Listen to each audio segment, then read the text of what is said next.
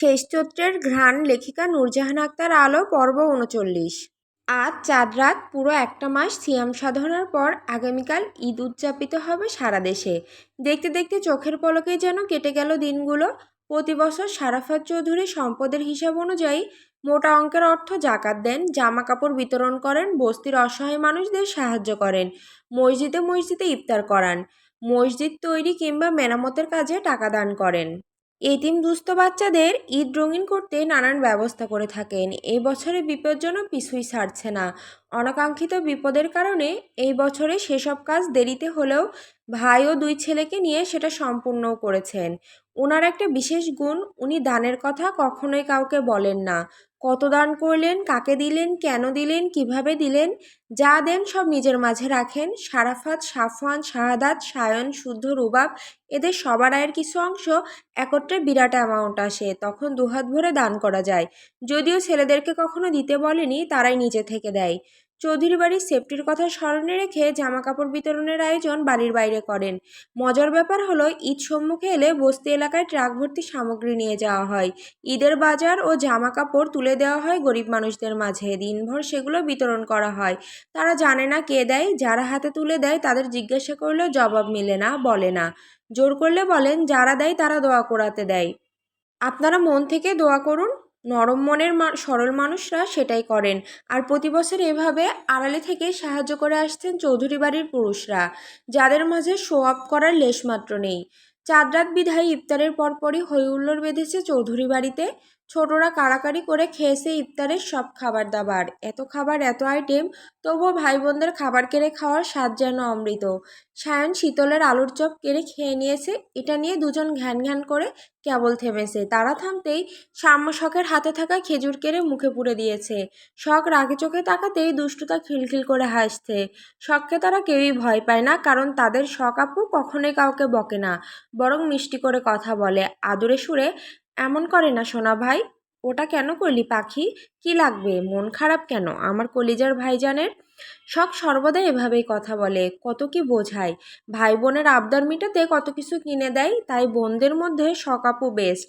আর বোনদের মধ্যে সবচেয়ে খারাপ শীতল, কারণ সে সব কিছুতে আগে ভাগে ভাগ বসায়। ইফতার সেরে সব ভাই বোনরা ছাদে উঠেছে চাঁদ দেখতে। হই হই করে চাঁদ দেখে মাদুর পেতে বসেছে। সায়ন, শুদ্ধ, রুবাব, শখ, স্বর্ণ, শীতল, সাম্য, সৃজন সব কটাই উপস্থিত এখানে। গল্প হচ্ছে, হাসাহাসি হচ্ছে, খুনসুটি মারধর হচ্ছে। রুবাব কখনো এটা ওটা বলে শীতলকে রাগাচ্ছে, কখনো সাম্য সৃজনের পেছনে লাগছে। সায়নও তাদের সাথে মেতে আছে, আর শুদ্ধ রেলিংয়ে হেলান দিয়ে পকেটে দুহাত গুজে তীক্ষ্ণ দৃষ্টিতে তাকিয়ে আছে পাশের ছাদে। সেখানে কয়েকজন ছেলে আড্ডা দিচ্ছে, বারবার এদিকে তাকাচ্ছে। সে ব্যাপারটা খেয়াল করে এবার ফোনটা বের করে কাউকে ফোন করলো। শুদ্ধ বলছি। অসময়ে পাশের বাসার শুদ্ধ ভাইয়ের কল পেয়ে সৌরভ অবাকই হলো। সে সালাম দিয়ে কুশল বিনিময় করলো। শুদ্ধ পুরুষালী গুরুগম্ভীর কণ্ঠে সালামের জবাব দিয়ে বলল, তোদের সাথে কজন ছেলেকে দেখছি, 2 মিনিটের মধ্যে নিচে নামতে বল। কোনো সমস্যা ভাই, কিছু করেছে তারা? না, তবে না নামলে কিছু হবে। আচ্ছা, আমি এক্ষুনি নামতে বলছি। শুদ্ধ কল কাটতেই ছেলেগুলোর মধ্যে একজনের কাছে কল এলো। ওরা এদিকে একবার তাকিয়ে শুদ্ধকে সালাম দিয়ে নিচে নেমে গেল। এদিকে এত কিছু ঘটলো, বাকিদের কারোরই খেয়াল নেই। তারা নিজেদের গালগপ্পে ব্যস্ত। শুদ্ধ সেখানে দাঁড়িয়ে দেখছে চৌধুরী বাড়ির চাঁদের হাট। আনন্দে ঝুমঝুম করা প্রতিটা প্রাণ চৌধুরী বাড়ির হাট। তারা নিজ নিজ জায়গায় দাঁড়িয়ে আলো ছড়ায়, সুখ বিলায়। এজন্যই চৌধুরী বাড়িতে এত সুখ, এত আনন্দ। সবার মাঝে হঠাৎ তার চোখ গেল সাম্য সৃজনের হাসি মাখা মুখের দিকে। মাত্র কয়েকটা দিন হয়েছে ব্যান্ডেজ খোলা। ছোট্ট বাচ্চা দুটো যেন নতুন করে বেঁচে উঠেছে। আবারও তাদের মধ্যে ফিরে এসেছে চঞ্চলতা। যদিও আগের তুলনায় খানিকটা সুস্থও বটে, তবে ওষুধ চলবে আরও কিছুদিন। ওদিকে কথায় কথায় ভাই বোনদের মধ্যে সামনের ছোটবেলার একটা ঘটনা মনে করলো সায়ন। হাসতে হাসতে ঘটনাখানা মুখেও বলল। সেটা স্মরণ করে একযোগে হেসে উঠল সবাই।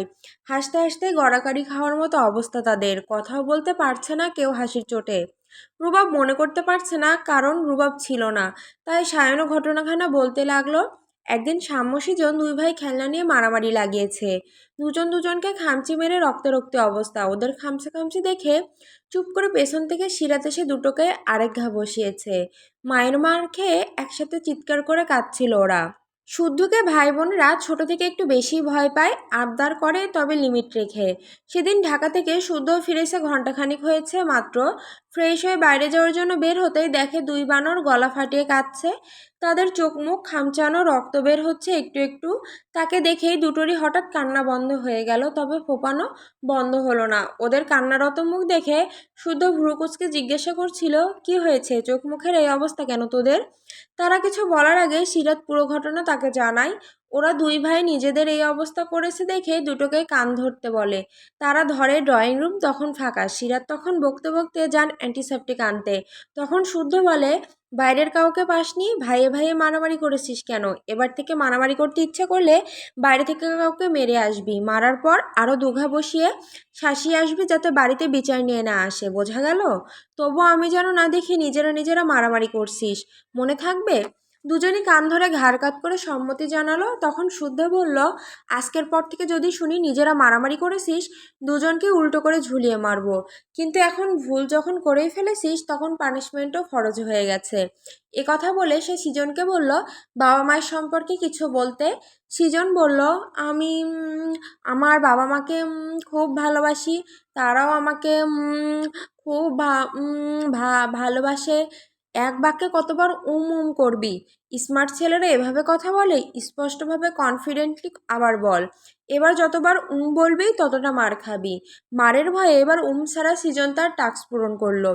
এবার এলো সাম্যের পালা। শুধু তাকে বলল নিজের সম্পর্কে বলতে। সাম্য বলতে শুরু করলো, আমি সহানুর চৌধুরী সাম্য। আমি একজন মানুষ। আমার দুটো চোখ, দুটো গাল, একটি মুখ, একটি নাক ও একটি সুস্বাস্থ্যবান বাম আছে। বাম আমাদেরকে বসতে সাহায্য করে। প্রাণীদের বাম মানুষের মতো নয়, তাই তারা মানুষের মতো করে বসতে পারে না। সাম্যের কথা শুনে শুদ্ধ ফোন থেকে চোখ সরিয়ে বলল, গর্দভ একটা।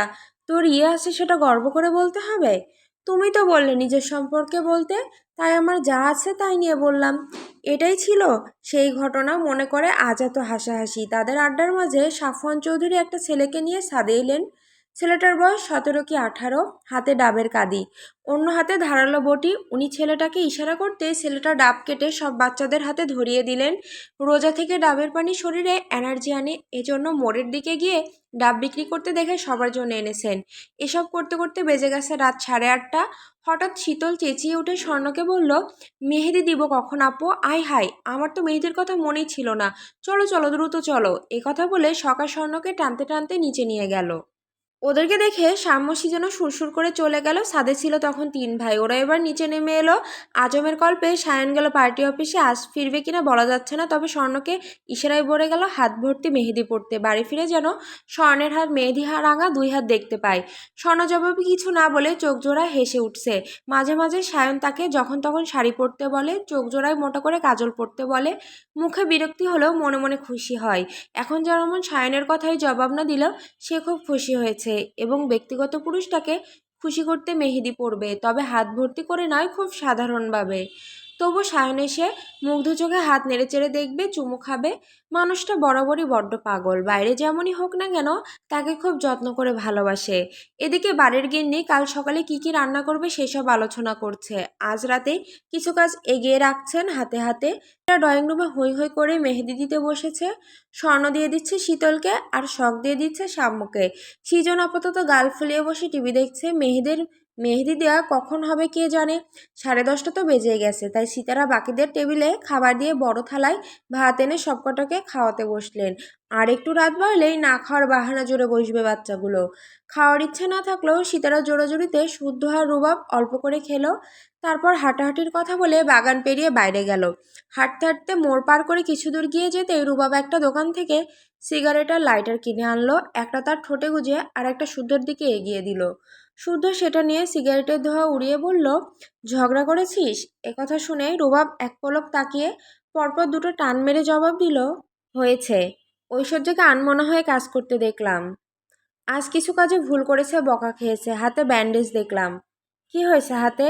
রান্না করতে গিয়ে নাকি হাত পুড়িয়েছে। এখন একটা গালি দেই গালি। দেশে ফেরার পর থেকে একবারও দেখা করেনি। বিয়ের কথা বললেই ওর নাকি চাঁদি গরম হয়ে যায়। শালা শ্বশুরটা মরেও না, আমার পথ ক্লিয়ারও হয় না।